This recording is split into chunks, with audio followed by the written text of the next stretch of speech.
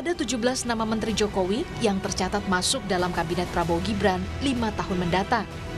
4 nama diantaranya merupakan Ketua Umum Partai Politik, mulai dari Ketua Umum PAN Zulkifli Hasan, Ketua Umum Partai Golkar Bahlil Lahadalia, Ketua Umum Partai Demokrat Agus Harimurti Yudhoyono, dan Ketua Umum PKB Muhaimin Iskandar.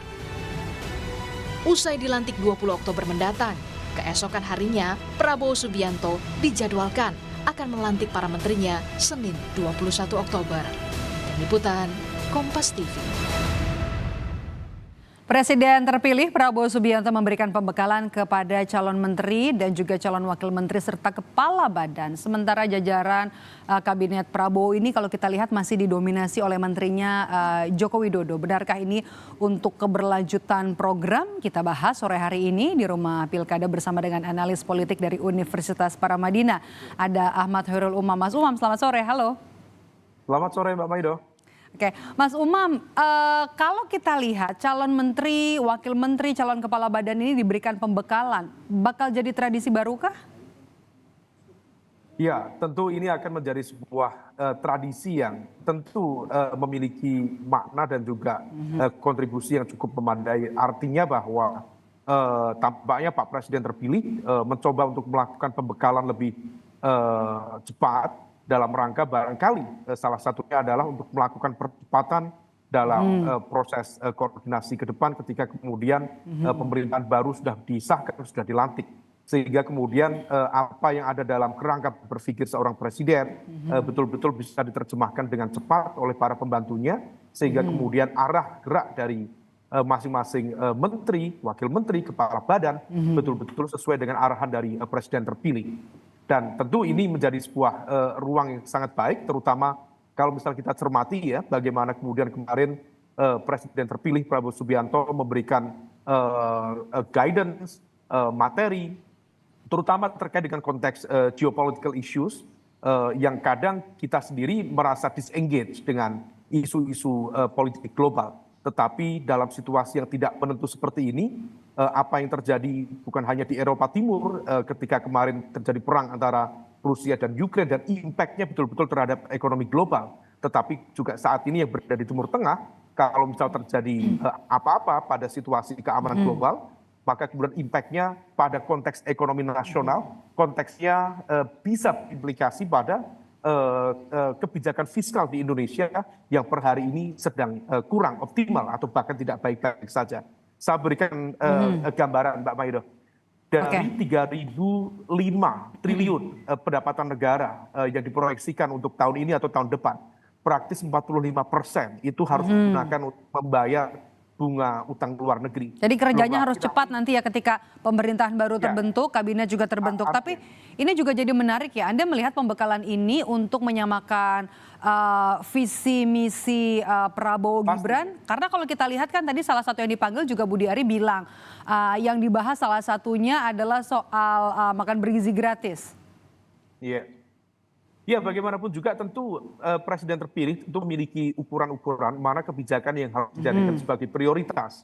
Dan tentu semua kementerian, apalagi di jumlah kementeriannya sangat banyak sekali, maka kemudian masing-masing seringkali kemudian meminta untuk anggaran alokasi APBN yang lebih besar. Tentu tidak bisa dalam format kerangka berpikir orkestrasi pemerintahan, tentu harus dipilah, harus difilter. Mana wilayah kebijakan yang memang menjadi prioritas program kerja presiden terpilih, mana yang dijanjikan, itulah yang kemudian harus diperkuat, diprioritaskan dalam konteks alokasi anggaran. Mana yang tidak, kemudian nanti akan mendapatkan porsi yang lebih kecil. Tetapi 5 tahun pemerintahan berjalan, orkestrasi akan berjalan juga. Maka yang saat ini belum prioritas, barangkali tahun kedua akan menjadi prioritas, dan lain sebagainya. Nah, oleh karena itu, ini yang tampaknya presiden terpilih mencoba untuk menyampaikan pemahaman, sekaligus juga memastikan bahwa target-target yang dijanjikan dalam kampanye betul-betul bisa menjadi kebijakan yang tangible. Mungkin salah satunya dengan memasukkan 17 menterinya Jokowi ya di kabinetnya Prabowo yang didominasi mungkin untuk keberlanjutan program? Ya, kalau isu keberlanjutan memang ini menjadi memang secara simbolik dari awal pemerintahan, bahkan nama koalisinya pun merepresentasikan nama koalisi dari pemerintahan Jokowi, yaitu Kabinet Indonesia Maju. sehingga kemudian bertransformasi menjadi koalisi Indonesia Maju. Seolah kemudian tim besar pemenangan Prabowo Gibran kemarin menjadi representasi dari kekuatan politik yang dipimpin oleh Prabowo Subianto sendiri atas restu presiden yang ada sebelumnya, yaitu Pak Jokowi, untuk memenangkan pasangan ini. Maka kalau misal kemudian kita cermati per hari ini ada sekitar let's say 16 atau 17 nama-nama menteri yang berada di pemerintahan sebelumnya di era Pak Jokowi, kemudian sekarang berada di era Pak Prabowo, maka itu sesuatu yang tidak mengejutkan. Meskipun bukan berarti bahwa ke-16 atau 17 menteri itu akan berjalan secara konstan. Tentu dalam konteks kekuasaan presidensial dengan hak veto yang kuat dalam proses 1 tahun berjalan, tentu presiden terpilih memiliki kewenangan untuk melakukan evaluasi, untuk menimbang apakah diperlukan reshuffle ataukah penyesuaian ke depan. Maka ini yang kemudian harus diantisipasi. Artinya bahwa koalisi lama belum tentu akan meletakkan nama 17 nama menteri yang ada sebelumnya tetap berada pada posisi yang aman. Semuanya tetap dalam evaluasi yang sama. Oke. Kalau kita lihat sebenarnya kalau untuk susunan ya dari 17 tadi yang kita katakan menterinya Jokowi yang ada kemudian diproyeksikan akan kembali bertugas nanti di kabinetnya Prabowo Gibran. Untuk perekonomian saja kita lihat dulu. Ada nama Sri Mulyani, kemudian juga ada nama Erlangga Hartarto, Bahlil sampai dengan Zulhas. Apa yang bisa Anda lihat keberhasilan di kabinet sebelumnya kemudian ini jadi alasan untuk kemudian ditarik lagi ke kabinetnya Prabowo? Kalau nama-nama, terutama yang dari kekuatan partai politik, tentu ini berkaitan dengan konteks politik akomodasi. Karena bagaimanapun juga nama-nama kekuatan politik tadi sebagai pengusung Prabowo Gibran, mereka adalah elemen kekuatan mendasar yang menjadi kendaraan politik dalam mengajukan untuk melampaui batas presidential threshold. Maka kalau misal dibilang politik balas budi, ya inilah bagian dari konteks berpolitik dan juga berdemokrasi. Yang menjadi pertanyaan dalam konteks itu adalah mengapa yang kemarin ikut mengkritik berada dalam posisi berseberangan dengan Prabowo Gibran, sekarang juga ternyata ikut dirangkul. Untuk mendapatkan, bahasanya bukan dirangkul, tetapi ikut nyantri. Karena rangkul itu berarti Pak Prabowo yang seolah kemudian menginginkan itu. Faktanya mereka yang kemudian mengajukan proposal. Tetapi ada juga tentu pertimbangan-pertimbangan teknokratik. Nama-nama seperti Sri Mulyani misalnya tentu menjadi sebuah pertimbangan tersendiri. Apakah jadi dari 4 nama yang saya sebutkan yang benar-benar kan kalau Erlangga jelas dari partai, kemudian Bahlil, Zulhas itu juga dari partai. Jadi Anda melihat yang berhasil cuma Sri Mulyani ya, begitu. Sisanya cuma untuk mengakomodir dari ketua umum partai politik. Ya kalau kita cermati secara positioning kan clear. Bagaimana kemudian partai-partai di luar KIN yang terkategori plus saat ini, kalau kita cermati narasi argumen selama proses kampanye Pilpres kemarin, itu tim suksesnya lebih banyak menghantam, bukan memberikan sanjungan. Dan hantamannya bukan kaleng-kaleng, hantamannya juga kalau bagi lingkar dekat capres-cawapres terpilih, itu betul-betul mendalam. Jadi kalaupun ada lukanya itu rasanya tuh di sini gitu ya. Artinya pasti kecuali Nasdem yang mungkin belum ini ya, belum nggak ada namanya dan belum dipanggil. Meskipun hari ini ada pertemuan antara Surya Paloh dan juga Prabowo Subianto.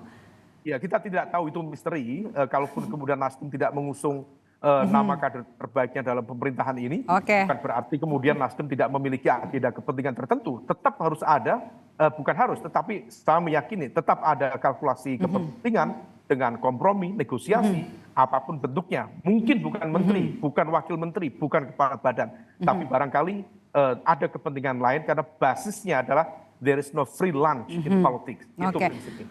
Kalau kita lihat kan ada rencana pertemuan antara Prabowo Subianto dan juga Surya Paloh sore hari ini.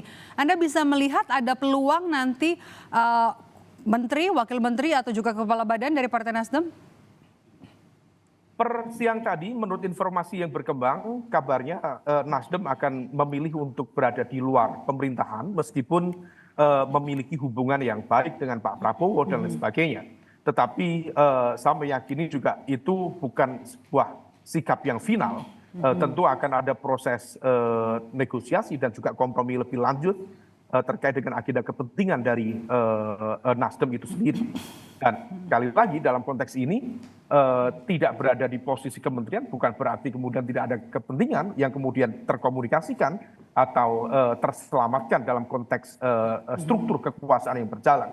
Tetap ada negosiasi dan barangkali dalam proses ke depan tentu akan ada proses evaluasi lebih lanjut. Apakah misalnya 1 tahun berada di luar kekuasaan, kemudian akan meningkatkan rating atau public support secara politik kepada partai di luar kekuasaan, ataukah sebenarnya sama saja? Kalau misal tidak, bisa saja dalam hitungan waktu ke depan akan dilakukan revisi ulang political positioning, atau barangkali ini adalah bagian dari tahap untuk meyakinkan barangkali ada harga yang belum pas, yang belum cocok dalam negosiasi. Kita cermati perkembangan selanjutnya. Baik, terima kasih sudah memberikan ulasannya hari ini analis politik dari Universitas Paramadina, Mas Ahmad Khairul Umam. Sehat selalu, Mas Umam.